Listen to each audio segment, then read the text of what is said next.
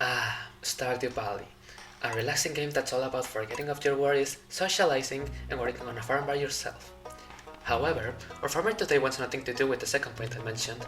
She is what is known as a shut-in, which means she is going to stay isolated in the farm without ever leaving for anything. That means not buying seeds, not making friends, not helping with the community center, and very much making Louis seem like a liar when he said there was a new farmer in town.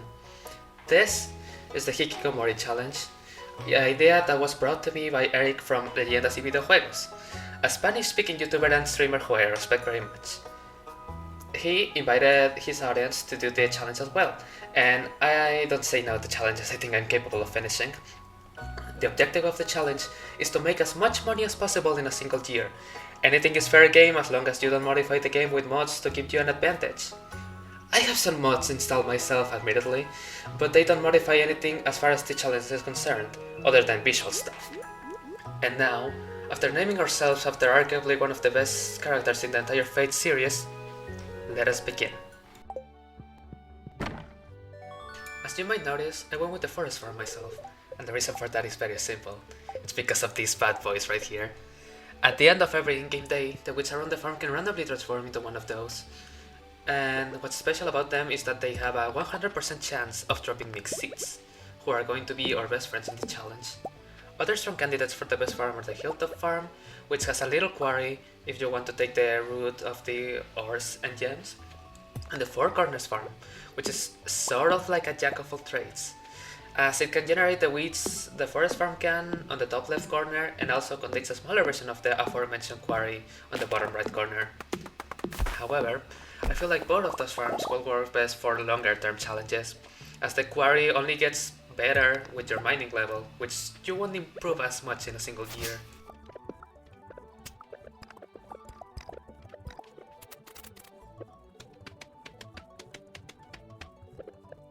Most of the first day is going to be spent working with what we have for granted, planting the parsnips and then walking around to look for the special wheat types I mentioned a second ago.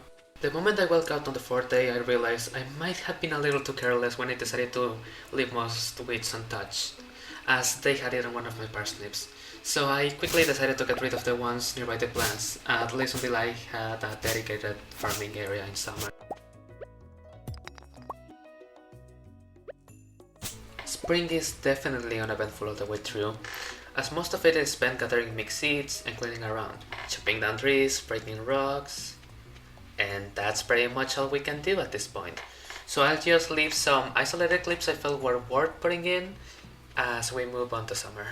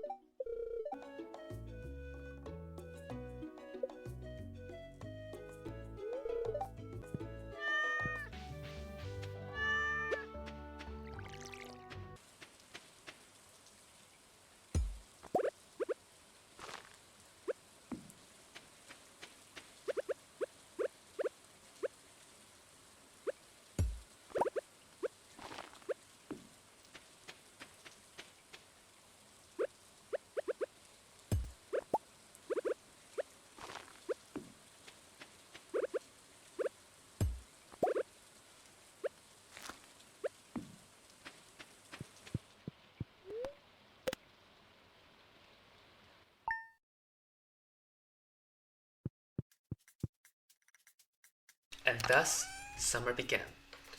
The previous clip showed me putting some scarecrows in the area that I had selected to plant stuff.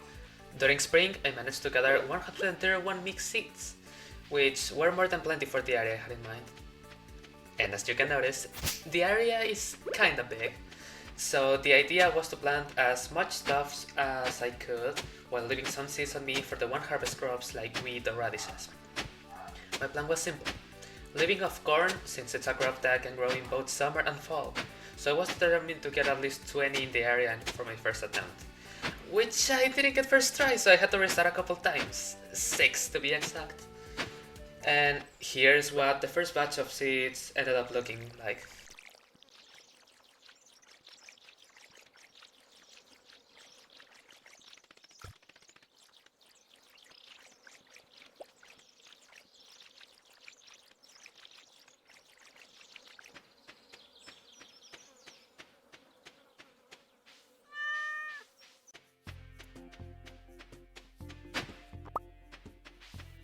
On day 2 I decided to expand the farming area a little further since I had enough seeds for them.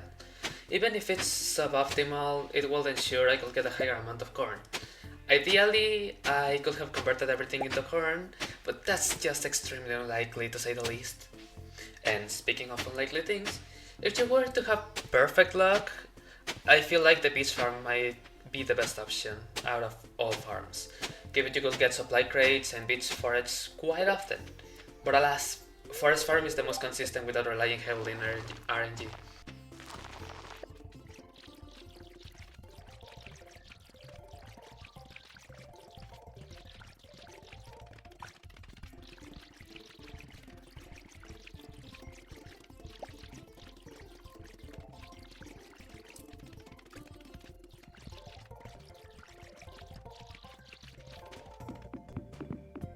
I ended up placing some wood around the farming area to prevent weeds from eating my crops again, and I think it looks quite nice, honestly. Rainy days are a blessing, because there's a lot of energy I don't have to spend watering the crops, which I can just instead to clean around the farm.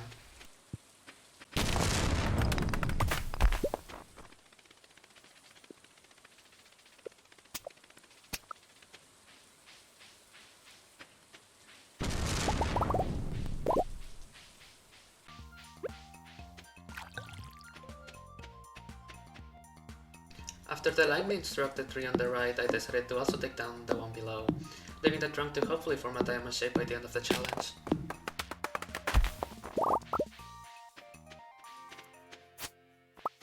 The 6th of summer marks the first harvest day since the parsnips back in spring. Even if it's just wheat and peppers, it's a start. The corn won't be ready until the middle of the month either way.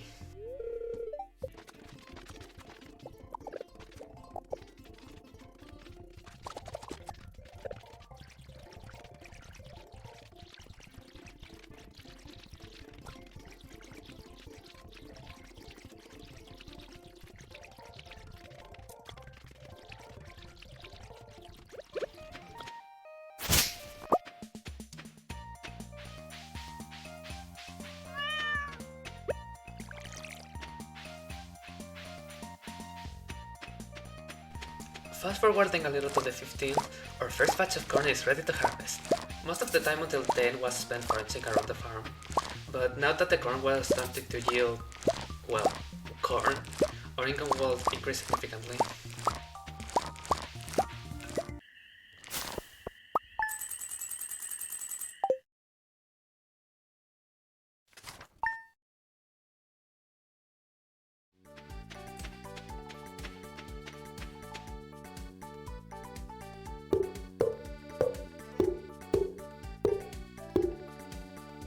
On the 16th I decided to build a little fence around the rightmost lake just to give it some flair, even adding a sign saying that it might contain sap because I accidentally had some fall in when I'm chopping down a tree.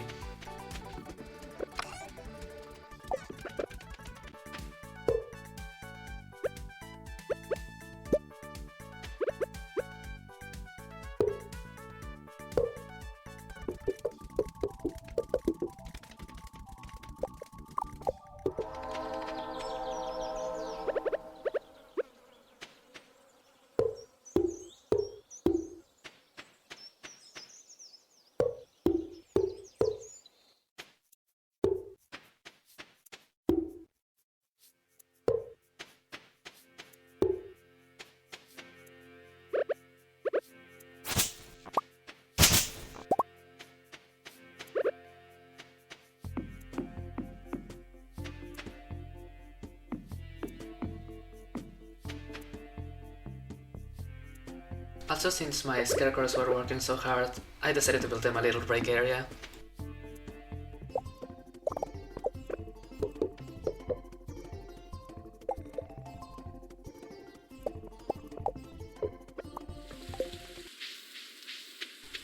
Not much happening in the harvesting regard, mostly more corn and peppers. You can see how it's going in the one section in the top right. Even so, I wanted to share this little padding and semi-park I wanted to build.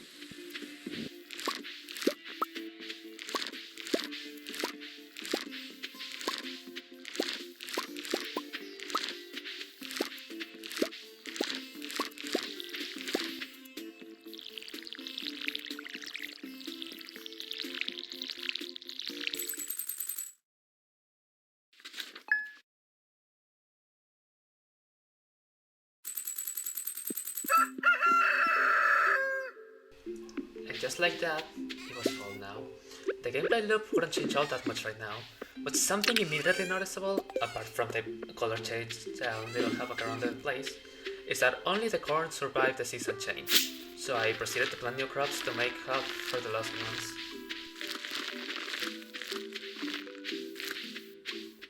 I also forgot to mention earlier, but the Metros came to give us extra income.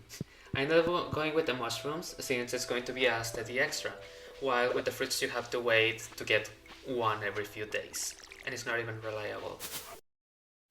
The rest of all was more of the same. Patrol around the farm, get rid of saplings trying to grow, harvest the crops, water the cat, get stuff out of the ground, and so on and so forth. But before winter starts, I wanted to mention a couple things that could be done better and some things I thought were worth mentioning. Ideally, you'd be laying out all of your crops on the first day of summer, having the majority be corn and have everything more than ready ASAP. Other thing is the trees growing around. You probably want to let them grow to chop them down and acquire not only more resources, which, by the way, sell for more than the acorns, but also grant more foraging experience. As you can see in the current footage, I have it at level 4.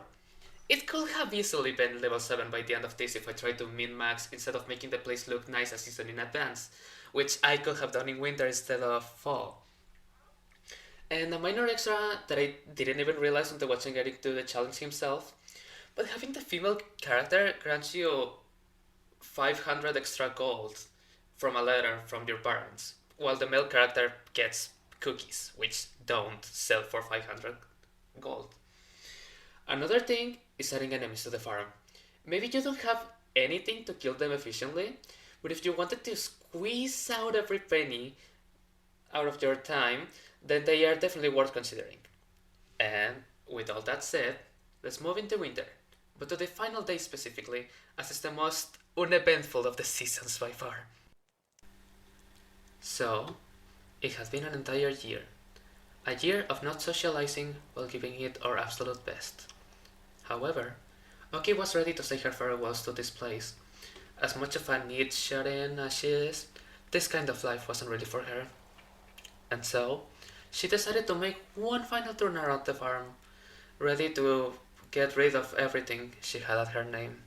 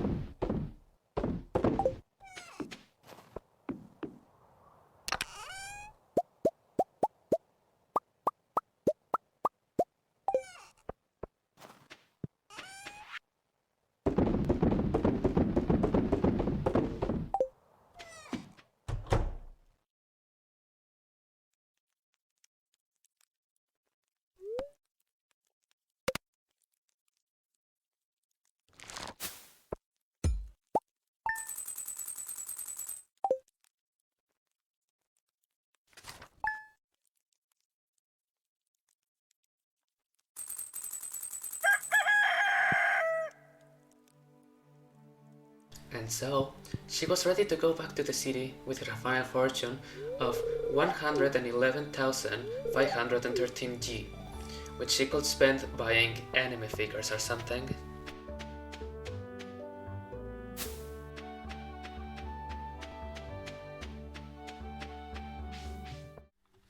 This challenge was an absolute blast all the way through. And here's the final map of the farm where we talk. Pretty neat, right? This challenge really put some of my knowledge and determination to the test. Even if I had fun, I can't say that the middle of all the seasons wasn't boring, as all I did was repeat the same routine over and over and over again. But hey, now that I'm done, I can say that I'm very glad I did it. And who knows, I might do more Stardew challenges in the future. And with that, thank you so much for watching. I hope you enjoyed. And if you did, please consider leaving a like. Seeing the number go up makes the happy chemicals go wee, which is always appreciated. Until next time, bye.